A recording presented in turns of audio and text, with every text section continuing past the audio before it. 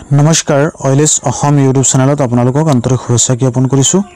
आज आम birth and death रेजिस्ट्रेशनर जी पोर्टेल हेटुर विषय आमी आपलोक लाइव देखुवाम ऑनलाइन केनेকৈ आपलोके एप्लाई करिब पारिब सविशेष सम्पूर्ण जानिब पारिब जिबिलाक पुरानी बार्थ सर्टिफिकेट आछे সেই पुरानी बार्थ सर्टिफिकेट बिलाक केनेকৈ आपलोके ऑनलाइन करि हेतु डिजिटलाइज करिब पारि এই पोर्टेलটোৰ যোগেদি গতিকে আপোনালোক সম্পূৰ্ণ এই ভিডিওটো চাব আৰু এই পোৰ্টেলটো আপোনালোকে দুনিয়াকে চাব এই বিষয়ে সবিশেষ জানিব পাৰিব। বাৰ্থ এন্ড ডেথ ৰেজিস্ট্ৰেশন যেটো পোর্টেল আছে হেতুত আপোনালোকে লগইন অপশনত তিনিটা অপশন পাব। চাওক এইটো হস্পিটেল বা জেনারেল পাব্লিক, হস্পিটেলৰ লগইন কৰিব পাৰে আৰু জেনাৰেল পাব্লিকও কৰিব পাৰে। আপোনালোকে ঘৰত বহি নিজৰ সাৰ্টিফিকেট যেটো আছে সেইটো আপোনালোকে নিজে ডিজিটালাইজ কৰিব পাৰিব।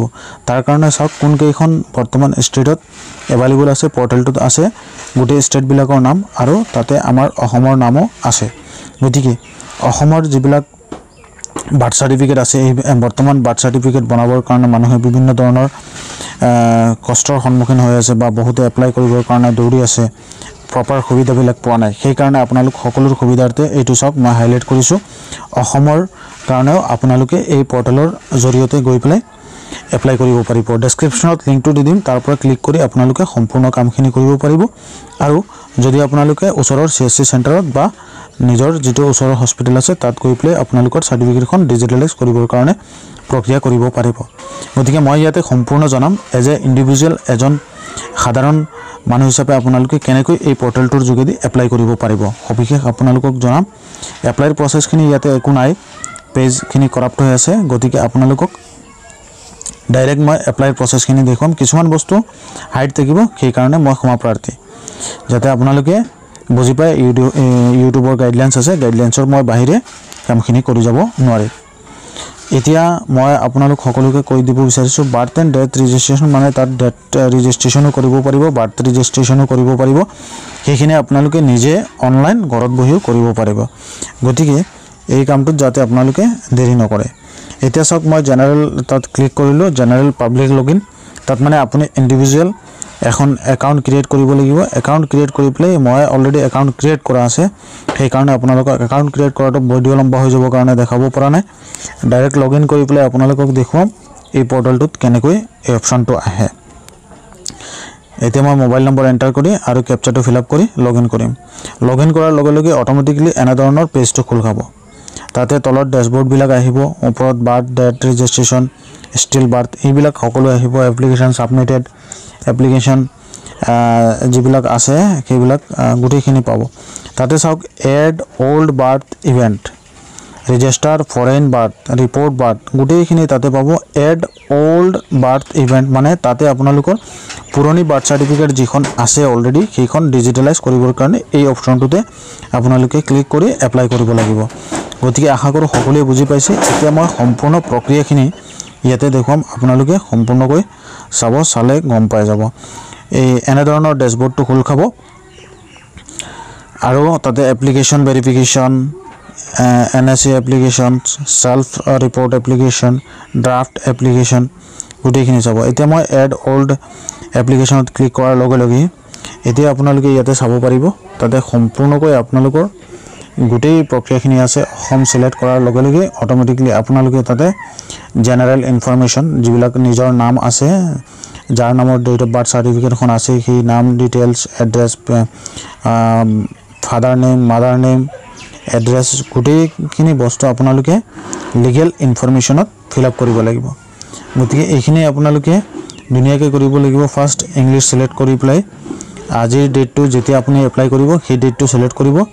ৰেজিস্ট্ৰেশন নম্বৰটো সিলেক্ট কৰিব। ডেট অফ ৰেজিস্ট্ৰেশন কেতিয়া ৰেজিস্ট্ৰেশন ডেট হৈছিল সেইটো 9 তাৰিখ, আজিয়ে অনলাইন কৰিছে গতিকে আজিৰে ডেটটো হ'ব, প্ৰিভিয়াস ডেট বিলাক নাহিব, সেইটো মনত ৰাখিব সকলোৱে।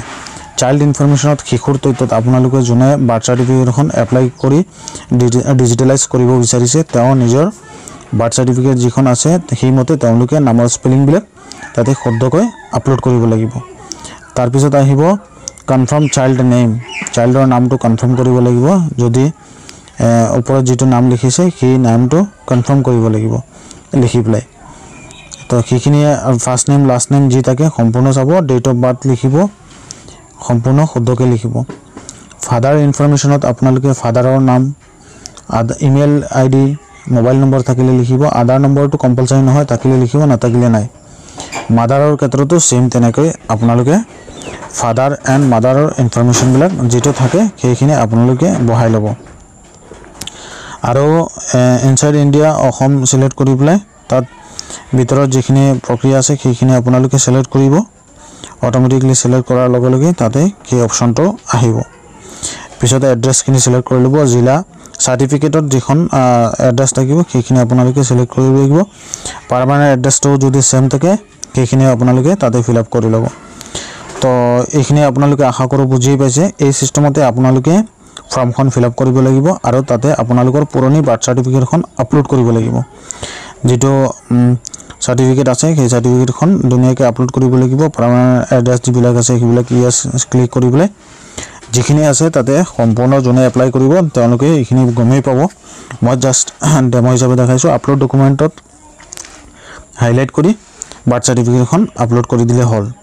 এই সিস্টেমতে নেক্সট কৰি পেলাই আপোনালোকৰ লিগেল ইনফৰমেশ্যন কনফাৰ্মেশ্যন বুলি আহিব, সেইখিনি আপোনালোকে কৰিলে হ'ল। মোৰ ক্ষেত্ৰত এটা ড্ৰাফট এপ্লিকেশ্যন মই পূৰ্বতে কৰি ৰাখিছিলোঁ, সেইটো মই এতিয়া ফিল আপ কৰি আপোনালোকক ছাবমিট কৰি দেখুৱাম কেনেকৈ ড্ৰাফট এপ্লিকেশ্যনখন ছাবমিট কৰিছোঁ আৰু কি লিখা আছিল সেইখিনি কিছুমান হাইড কৰি ৰাখিছোঁ। গতিকে তাৰ ক্ষেত্ৰত আপোনালোকে অলপ বুজি পাইছে। এতিয়া আপোনালোকে কি কৰিব লাগিব, গোটেইখিনি কনফাৰ্মেশ্যন চেক কৰি পেলাই আপোনালোকৰ সব যদি ঠিকে ঠাকে আছে, ডকুমেণ্টছ পাতি যিখিনি আছে সেইখিনি মই ইয়াতে আপলোড কৰিছোঁ অলৰেডি। এইটো সব এইখিনি হাইড কৰি ৰাখিছোঁ। ডকুমেণ্টছখিনি আপলোড কৰাৰ লগে লগে অটোমেটিকলি এইটো সব ডকুমেণ্টছৰ কলমটো অটোমেটিকলি এইটো ফ্ৰেক্স হৈ আহি আছে। ফাইনেলি আপোনালোকে তাতে গোটেইখিনি আপোনালোকৰ নিজৰ যিখন হস্পিটেলত বাৰ্থ সাৰ্টিফিকেটখন বনোৱা হৈছিল সেই হস্পিটেলৰ নামখনো তাতে দিব লাগে। সেইখিনি দি পেলাই আপোনালোকে ফাইনেলি নেক্সট যেতিয়া ছাবমিট কৰিব, ছাবমিট কৰাৰ লগে লগে অটোমেটিকলি আপোনালোকৰ ফাইনেল পেজটো ছাবমিট হৈ যাব। তাৰপিছত কনফাৰ্মেশ্যন যিটো লিগেল কনফাৰ্মেশ্যন আহিব সেইখিনি গোটেইখিনি আপোনালোকে তথ্য চেক কৰি ল'ব। চেক কৰি পেলাই তাতে যদি কিবা ভুল হৈ আছে কাৰেকশ্যন কৰি ফাইনেল আপোনালোকে ছাবমিটৰ কাৰণে জমা দি দিব। তাৰপিছত আপোনালোকৰ ছাবমিট হৈ যাব এপ্লিকেশ্যনবিলাক।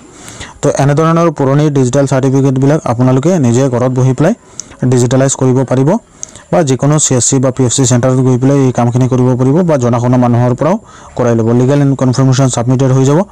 ছাবমিট হোৱাৰ লগে লগে অটোমেটিকলি আপোনালোকে মেইন পেজত গৈ পেলাই আপোনালোকৰ নিজৰ নামত গৈ পেলাই ড্ৰাফটত গৈ পেলাই এপ্লিকেশ্যন নত গৈ পেলাই চাই ল'ব। এই সিস্টেমতে আপোনালোকৰ পুৰণি যিবিলাক বাৰ্থ সাৰ্টিফিকেট আছে সেইবিলাক ডিজিটেলাইজ কৰা হয়। গতিকে আপোনালোকে যদি বিচাৰে ডিজিটেলাইজ কৰিবৰ কাৰণে এই ভিডিঅ'টো সম্পূৰ্ণ চাই পেলাই নিজে ডিজিটেলাইজ কৰি ল'ব আপোনালোকৰ সাৰ্টিফিকেট কেইখন। ইয়াতে ভিডিঅ'টো দেখিছে এপ্লিকেশ্যন ফ্ল' এনেধৰণে ছাবমিটেড হয়। আশা কৰোঁ ভিডিঅ'টো চাই পেলাই ভাল লাগিছে। ধন্যবাদ, থেংক ইউ।